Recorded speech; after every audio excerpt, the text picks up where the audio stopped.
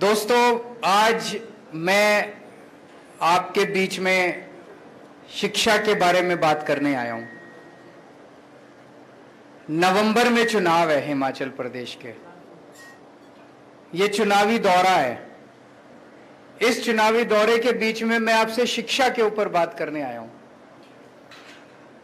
मैं आपसे पूछना चाहता हूं कि आज तक भारत के इतिहास में, आज तक आप लोग हिमाचल प्रदेश में इतने दिनों से रह रहे हो, कोई पार्टी, बीजेपी, कांग्रेस चुनाव के दौरान कभी आपसे शिक्षा पे बात करने के लिए आई क्या? किसी पार्टी ने आपको आके कहा जी हमें वोट दे दो, हम स्कूल अच्छे कर देंगे? किसी पार्टी ने आपको कहा कि हम आपके बच्चों को अच्छी शिक्षा दे देंगे? शिक्षा मुद्दा ही नहीं है लोगों के लिए। आज आप इतने सारे लोग हो, आप में से जरा हाथ उठा के ये बताना कि कितने लोगों के बच्चे स्कूलों में पढ़ने वाले बच्चे हैं? कितने लोगों के? कई लोगों के हैं। आप में से कितने लोग अपने बच्चों को प्राइवेट स्कूल में भेजते हो? कितने लोग अपने बच्चों को सरकारी स्कूल में भेजते हो? इसी से पता चल रहा है कि सरकारी स्कूलों का क्या हाल है। हिमाचल प्रदेश में शिक्षा का क्या हालत है, मैं आप थोड़ा सा डेटा इकट्ठा कर रहा था। हिमाचल प्रदेश में 14 लाख बच्चे स्कूलों में जाते हैं। इन 14 लाख में से 8.5 लाख बच्चे सरकारी स्कूलों में जाते हैं और 5.5 लाख बच्चे प्राइवेट स्कूलों में जाते हैं। 8.5 लाख बच्चे सरकारी स्कूलों में जाते हैं, तो अधिकतर बच्चे 70-80% बच्चे जो है वो सरकारी स्कूलों में जाते हैं। इसका मतलब हिमाचल प्रदेश के अंदर इतनी गरीबी है, बेचारे अपने बच्चों को, सरकारी स्कूलों की हालत इतनी खराब है हिमाचल प्रदेश के अंदर। आदमी के पास 2 पैसे आ जाएं तो वो अपने बच्चे को प्राइवेट स्कूल में भेजना चाहता है कि नहीं भेजना चाहता है? हर माँ बाप ये चाहते हैं कि मेरे बच्चे को अच्छी शिक्षा मिले। रिक्शे वाला और मजदूर भी चाहता है कि मेरे बच्चे को अच्छी शिक्षा, मजबूरी में आदमी सरकारी स्कूल में भेजता है। 8.5 लाख बच्चे सरकारी स्कूलों में जाते हैं और आज हिमाचल प्रदेश की जो शिक्षा व्यवस्था है, इन 8.5 लाख बच्चों का भविष्य अंधकार में है। गलत तो नहीं कह रहा? 2000 स्कूल ऐसे हैं जिनमें एक टीचर है। 8वीं तक स्कूल है, 5वीं तक स्कूल है, एक टीचर है। अब ये बताओ, वो एक टीचर 5 क्लासेस को, 8 क्लासेस को कैसे पढ़ाएगा? पढ़ा ही नहीं सकता। तो इन स्कूलों में पढ़ाई होती ही नहीं है। वो पहली क्लास को पढ़ाएगा, वो दूसरी क्लास को पढ़ाएगा, वो तीसरी को पढ़ाएगा, सबको साथ बिठा के कैसे पढ़ाएगा एक टीचर?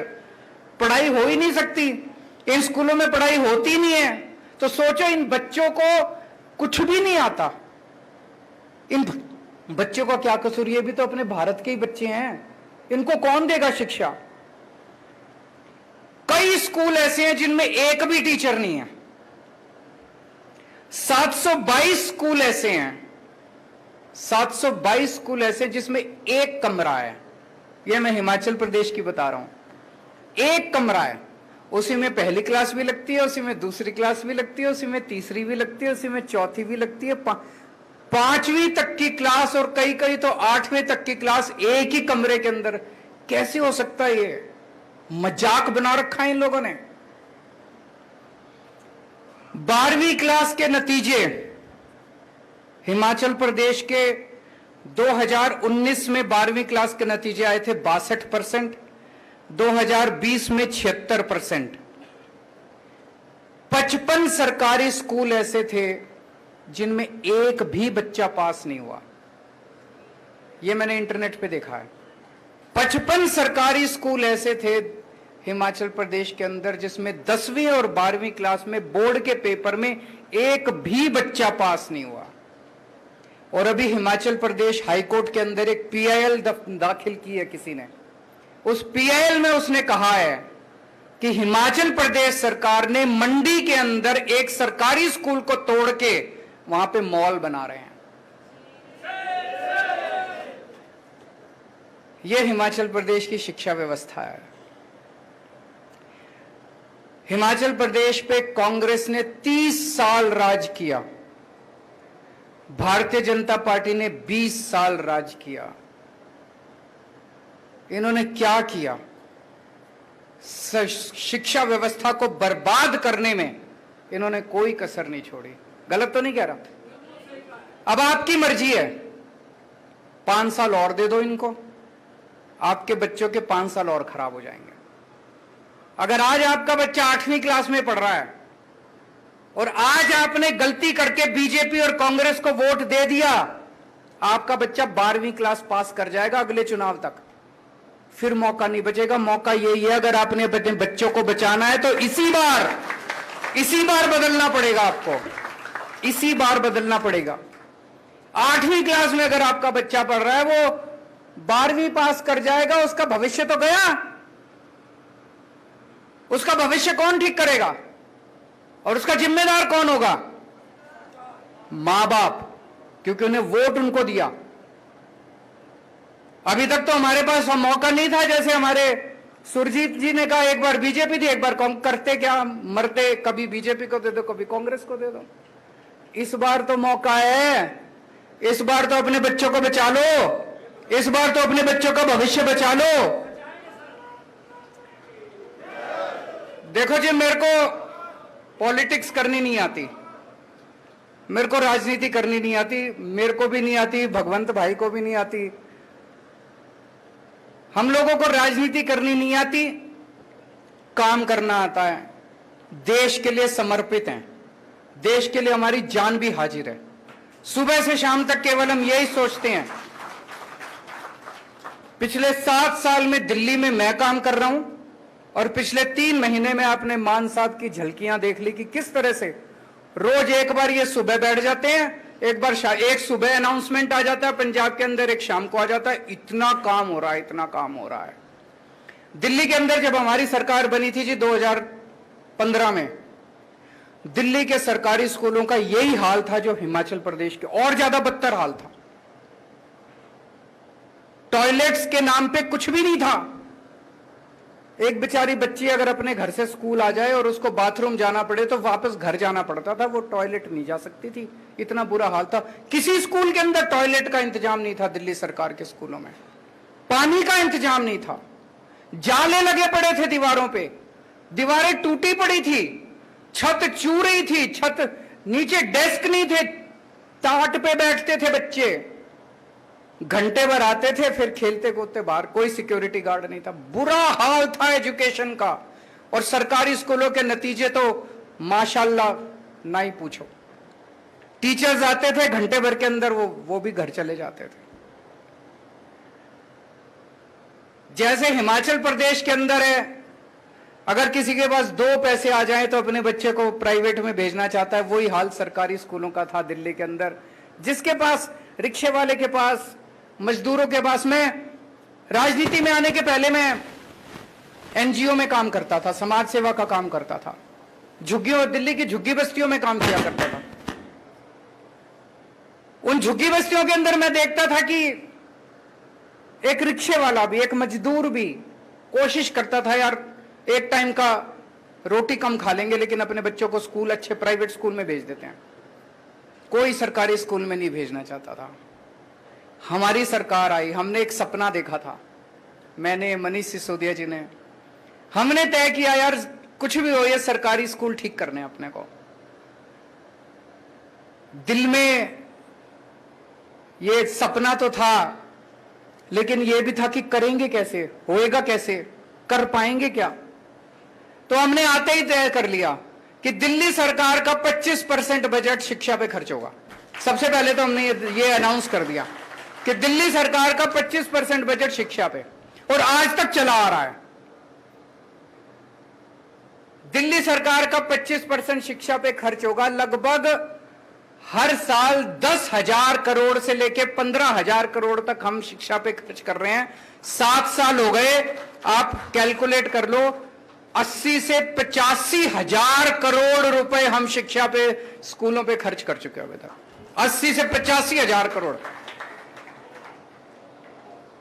और ये सारा पैसा खर्च करवाया है, ये मेरी जेब में नहीं गया, ये किसी नेता की, अफसरों की जेब में नहीं गया। वहां से हमारी शुरुआत हुई और आज मुझे कहते हुए गर्व है कि दिल्ली के सरकारी स्कूल इतने शानदार हो गए हैं। दिल्ली के सरकारी स्कूल इतने खराब थे, हमने सारी बिल्डिंगें तोड़ तोड़ के नई बिल्डिंगें बनाई हैं, शानदार बिल्डिंगें बनाई हैं, स्विमिंग पूल बनाए हैं सरकारी स्कूलों के अंदर, लिफ्टें हैं सरकारी स्कूलों के अंदर, बिल्कुल नए सारे, लगभग 1100 1150 स्कूल हैं, सारे नए स्कूल बना दिए हम लोगों ने, तोड़ तोड़ के नए स्कूल बनाए हैं। स्कूल बनाना तो आसान था, नतीजे लाना बड़े मुश्किल है। इस साल 12वीं क्लास में हिमाचल प्रदेश में मैंने बताया 2019 में 62% नतीजे आए थे। दिल्ली के अंदर 99.7% नतीजे आए हैं सरकारी स्कूलों के, गवर्नमेंट स्कूल्स के 99.7% नतीजे। सुना था कभी भारत के इतिहास में 1947 के बाद से लेके आज तक मेरे को लगता नहीं किसी भी सरकार के टाइम में सरकारी स्कूलों के नतीजे 99.7% आए हैं। जब हमारी सरकार बनी, मैंने बताया कि अगर किसी के पास 2 पैसे हो वो अपने बच्चे को सरकारी स्कूल से निकाल के प्राइवेट स्कूल में भर्ती कराता था। हिमाचल प्रदेश के अंदर भी किसी के पास भी 2 पैसे हो वो अपने बच्चे को निकाल के प्राइवेट स्कूल में भर्ती कराना चाहता है। दिल्ली के अंदर हवा उल्टी बहने लग गई है। दिल्ली के अंदर 4 लाख बच्चों ने अपने नाम प्राइवेट स्कूल से कटवा के सरकारी स्कूलों के अंदर भर्ती करवाए हैं। भाई साहब, ये चमत्कार से कम नहीं है। 4 लाख बच्चों ने प्राइवेट स्कूल से नाम कटा के सरकारी स्कूलों में भर्ती कराया, क्योंकि सरकारी स्कूल इतने, और कई अमीर लोग अपने बच्चों के बड़े बड़े स्कूलों से नाम कटा रहे हैं। मैंने मान साहब को कहा कि अपने अफसरों को भी लेके आओ, थोड़ा सा इनका भी ओरिएंटेशन होना चाहिए, इनको भी लगना चाहिए कि दिल्ली में हमने क्या काम किया है। तो पंजाब सरकार के चीफ सेक्रेटरी, एजुकेशन सेक्रेटरी, फलाना सेक्रेटरी, ढिमका सेक्रेटरी, ये सारे मान साहब अपनी सारी फौज लेके अफसरों को आए, अफसरों की, हमने इनको स्कूल घुमाए, दिल्ली सरकार के सरकारी स्कूल। तो एक क्लास में हम घुसे तो इनका एक अफसर बच्चों से पूछता है, बच्चे क्लास में बैठे थे, उन बच्चों से पूछता है, आप में से प्राइवेट स्कूल छोड़ छोड़ के कौन कौन आए? तो कई बच्चों ने हाथ उठाया, जी हम प्राइवेट स्कूल से नाम कटा के आए। तो उन्होंने एक बच्चे से पूछा, बेटा आप कौन से प्राइवेट स्कूल से आए? वो बच्चा कहता है saint Columba's. Saint Columba's Delhi का सबसे बड़ा प्राइवेट स्कूल है, सबसे, मतलब कहते हैं ना जिसमें कि एडमिशन लेना इम्पॉसिबल, सबसे शानदार प्राइवेट स्कूल है सेंट कोलंबस से भी, डीपीएस से भी, इधर से भी उधर से भी लोग अपने बच्चों के नाम कटा कटा के सरकारी स्कूल में भर्ती करा रहे हैं। आज अगर कोई मेरे से पूछता है, अरविंद जी 7 साल में आपने सबसे अच्छा काम क्या किया? भाई साहब, हमने बच्चों के 16 लाख बच्चे मेरे सरकारी स्कूलों में पढ़ते हैं, इन 16 लाख बच्चों की मैंने जिंदगी बना दी। अब आपसे एक मौका मांगने आया हूं, ये 8.5 लाख बच्चे जो सरकारी स्कूलों में पढ़ रहे हैं, इनकी भी जिंदगी बनानी है कि नहीं बनानी है? चाबी आप लोगों के हाथ में, आप ही कुछ कर सकते हो। आ रहा हूं मैं, अब मैं आपको बताता हूं, आईआईटी का नाम सुना है सब लोगों ने? आईआईटी है Indian institute of technology, engineering college है। उसमें एडमिशन लेना बहुत मुश्किल है, सबसे बेस्ट इंजीनियरिंग कॉलेज है, देश में नहीं पूरी दुनिया के अंदर उनका नाम माना जाता है। पहले 100 दुनिया के इंजीनियरिंग कॉलेजेस में आईआईटी आते हैं हमारे देश के। मैं भी आईआईटी से हूं। बड़ा मुश्किल है, मेरे को पता है मैं कितनी मेहनत करी थी, मैंने कितने रात दिन पढ़ना पड़ता है, बड़ी मुश्किल है। बड़े, आपको जान के ताज्जुब होगा जी, पिछले 2-3 साल से 400 से ज्यादा बच्चे हर साल हमारे आईआईटी की परीक्षा पास कर रहे हैं, सरकारी स्कूलों के, गवर्नमेंट स्कूल के। हिमाचल प्रदेश के अंदर 55 स्कूल ऐसे हैं जिसमें एक भी बच्चा बच्चा 12वीं पास नहीं कर रहा। दिल्ली के अंदर दिल्ली सरकार के स्कूलों के 400 बच्चे आईआईटी की परीक्षा पास कर रहे हैं। ये बड़ी बात है, बहुत बड़ी बात है। और मैं एक उदाहरण देना चाहता हूं। एक बच्चा है राजीव राय, इसका इस साल आईआईटी गुवाहाटी में मैकेनिकल इंजीनियरिंग में एडमिशन हुआ है। आईआईटी गुवाहाटी में मैकेनिकल सरकारी, हमारे दिल्ली सरकार के 12वीं क्लास से पास हुआ, उसने परीक्षा दी और उसको आईआईटी गुवाहाटी में मैकेनिकल इंजीनियरिंग। उसके पिताजी एक छोटे से मैकेनिक हैं। सड़क के किनारे एक वो पॉलीथीन की शीट लगा के उसके नीचे बैठ के मैकेनिक का काम करते हैं सड़क के किनारे, जैसे वो रेडी पटरी वाले होते हैं उसी तरह के। 9,000 रुपए महीने मुश्किल से कमाते हैं। पिताजी तीसरी पास हैं, माताजी पढ़ी नहीं हुई, अनपढ़ है। यह लड़का आईआईटी गुवाहाटी से मैकेनिकल इंजीनियरिंग करने के बाद इसको जो शुरुआती तनख्वाह मिलेगी, कम से कम 2 लाख रुपए महीने की तनख्वाह इसको मिलेगी। अब आप सोच के देखो कि अगर दिल्ली सरकार के स्कूल अच्छे नहीं हुए होते तो क्या होता। क्या राजीव राय आईआईटी में जा सकता था? मैं इसकी काबिलियत पे वो नहीं कर रहा, हो सकता चला भी जाता, मैं वो नहीं कह रहा। लेकिन जो सुविधाएं मिली और जो कुछ मिला, क्या राजीव राय जैसे इतने बच्चे जो आज इंजीनियरिंग कर रहे हैं, क्या वो जा सकते थे? नहीं जा सकते थे। वो मैकेनिक का बेटा हो सकता है मैकेनिक अपने पिताजी की दुकान में ही काम करने के लिए मजबूर हो जाता। हो सकता है उसके पिताजी बीच में उसकी पढ़ाई छुड़वा देते, कहते बेटा पढ़ाई तो होती नहीं है तो टाइम क्यों खराब कर रहा है, मेरे साथ दुकान पे बैठा कर, 2 पैसे तो कमाएगा। ऐसे ही होता है ना गरीब परिवारों में। क्या राजीव राय आईआईटी में जा सकता था? नहीं जा सकता था। ऐसे कितने ही बच्चे हैं, आप सोच के देखो। इन सब बच्चों के घरों की गरीबी दूर हो रही है। अब 1.5 लाख बच्चे हर साल मेरे 12वीं क्लास से निकलते हैं सरकारी स्कूलों में। इन 1.5 लाख बच्चों का पहले भविष्य अंधकार में था। अब मैं दावे के साथ कह सकता हूं, ये 1.5 लाख बच्चे, मैं ये नहीं कह रहा सारे इंजीनियर बन जाएंगे, इनमें से कई इंजीनियर बनेंगे, कई डॉक्टर बनेंगे। और इन बच्चों को हम बिजनेस करना सिखा रहे हैं 11वीं 12वीं क्लास में। मैं अभी बताऊंगा आपको। एक भी बच्चा बेरोजगार नहीं रहने वाला, एक भी बच्चा बेरोजगार नहीं रहने वाला। मैं शर्ती आपको बोल देता हूं, ऐसा तैयार कर रहे हैं हम इन बच्चों को। 1.5 लाख बच्चे, गरीबों के बच्चे, इन बच्चों का भविष्य बन गया। हमने अब हमारे स्कूल तो बहुत अच्छे हो गए। हमने कई सारे एक्सपेरिमेंट्स आजकल स्कूल में शुरू किए हैं कि जब हमारे बच्चे स्कूल से निकले, सरकारी स्कूलों से, वो एक अच्छा इंसान बने, अच्छा नागरिक बने और अपना पेट पालने लायक बने। ये नहीं बीए कर ली, बीकॉम कर ली, एलएलबी कर ली और नौकरी नहीं मिल रही। नौकरी ढूंढ रहे हैं, सारे जने नौकरी ढूंढ रहे हैं। ये अंग्रेजों ने व्यवस्था बनाई थी, अंग्रेज व्यवस्था बना के गए थे, सबको क्लर्क बना दिया, सारे देश को क्लर्क बना दिया। सारे क्लर्क बनने की नौकरी ढूंढ रहे हैं। अरे हमारे देश के अंदर इतना इंटेलिजेंस है, इतना हमारे देश के अंदर पोटेंशियल है, हमारे बच्चे इतने अच्छे हैं। हमने एक एक्सपेरिमेंट शुरू किया। 11वीं और 12वीं क्लास के हर बच्चे को हमने 2-2 हजार रुपए दे दिए सरकार की तरफ से।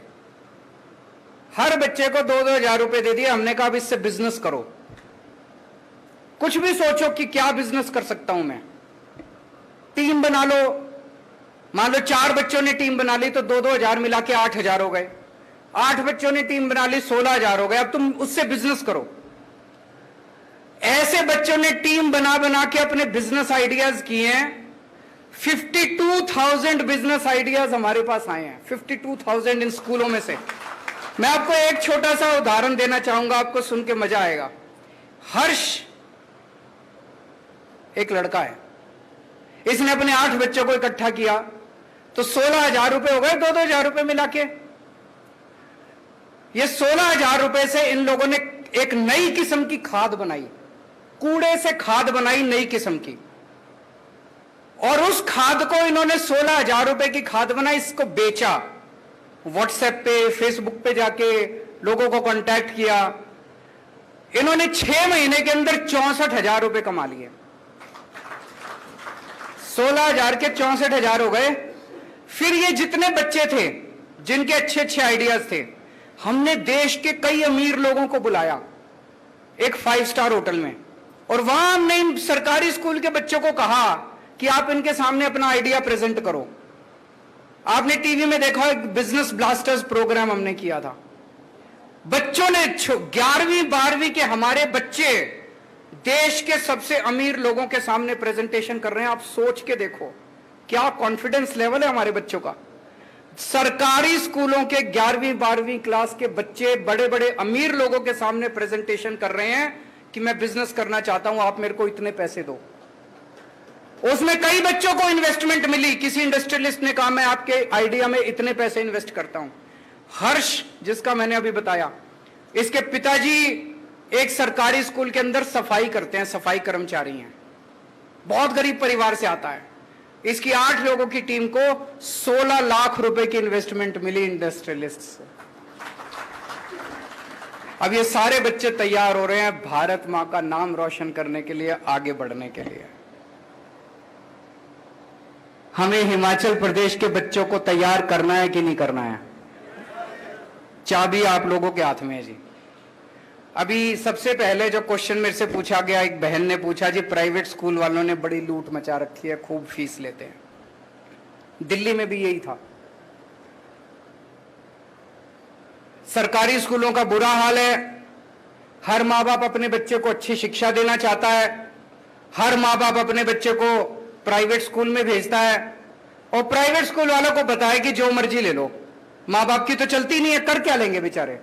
कोई माँ बाप अगर थोड़ी सी आवाज उठाते तो धमकी देते, तेरे बच्चे को निकाल देंगे स्कूल से, ले जा अपने बच्चे को।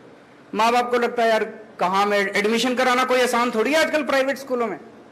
तो मजबूरी में सारे पेरेंट्स जो हैं वो, और सरकार क्या करती है, सरकार के आधे मंत्रियों के तो अपने ही प्राइवेट स्कूल होते हैं कि नहीं होते?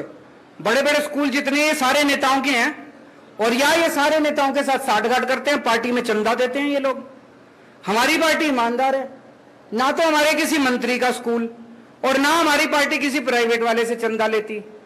हमने दिल्ली में आने के बाद ब्लैंकेट बैन कर दिया, कोई फीस नहीं बढ़ाई जाएगी। केवल बैन नहीं करा, हमने दिल्ली के सारे प्राइवेट स्कूलों का ऑडिट करा दिया। चार्टर्ड अकाउंटेंट्स भेज के चार्टर्ड अकाउंटेंट्स की टीम बना दी, ऑडिट करा दिया।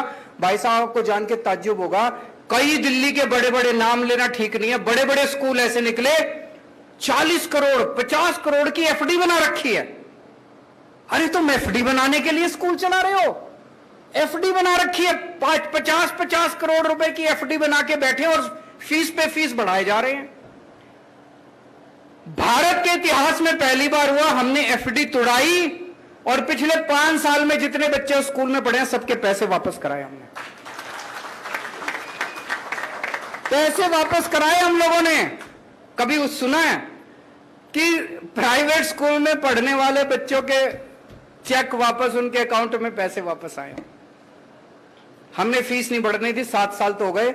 अभी पंजाब के अंदर मान साहब ने सरकार संभाली है, अप्रैल के पहले हफ्ते में स्कूल फीस बढ़ाते हैं। इन्होंने ऑर्डर जारी कर दिए, कोई फीस नहीं बढ़ाएगा कोई स्कूल। ये स्कूल वाले ये भी कहते हैं ना, यूनिफॉर्म स्कूल से ही लेनी है, किताबें स्कूल से ही लेनी है, मनमर्जी कर रखी है इन्होंने, अनाप शनाप पैसे कम। इन्होंने ऑर्डर कर दिए कोई स्कूल से नहीं लेनी, जहां से मर्जी यूनिफॉर्म लो, कोई किताबें स्कूल से नहीं लेनी, जहां से मर्जी लो, और कोई फीस नहीं बढ़ाएगा।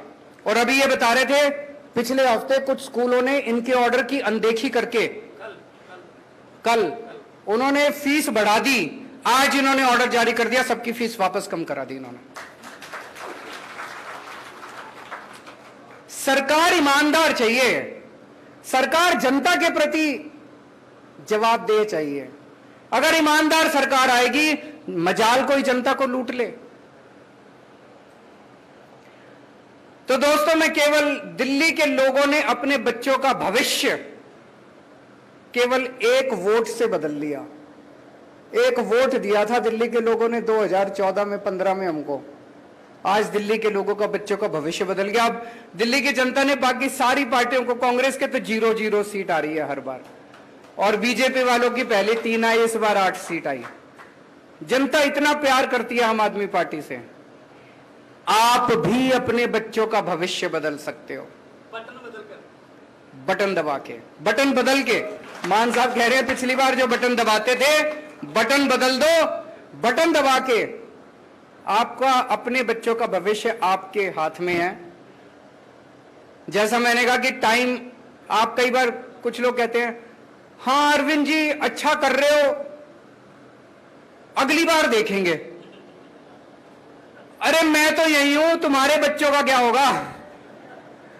मेरा तो देख लेना, पहले अपने बच्चों का देख लो। मैं अपने लिए नहीं आया,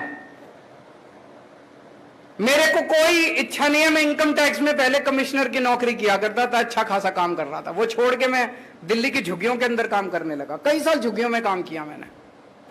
उसके बाद दिल्ली का मुख्यमंत्री बन गया। 49 दिन के अंदर कुर्सी छोड़ दी। मेरे ख्याल से दुनिया के इतिहास में पहला एक मूर्ख मुख्यमंत्री मैं ही होऊंगा जो 49 दिन के अंदर। सत्ता के लिए नहीं आए हम। येन केन प्रकारेन सत्ता ले लो, जाति के नाम पे, धर्म के नाम पे, पैसे बांट के, दारू पिला के, वो सब नहीं करते हम। दिल के अंदर देश धड़कता है हमारे, देश के लिए काम करें। तकलीफ होती है। अगर हमने 5 साल में दिल्ली के स्कूल ठीक कर दिए, ये कांग्रेस वालों ने 30 साल राज किया हिमाचल प्रदेश के अंदर, ये नहीं कर सकते थे? 20 साल बीजेपी ने राज किया, ये नहीं कर सकते थे? अब ये आके कहेंगे एक और मौका दे दो।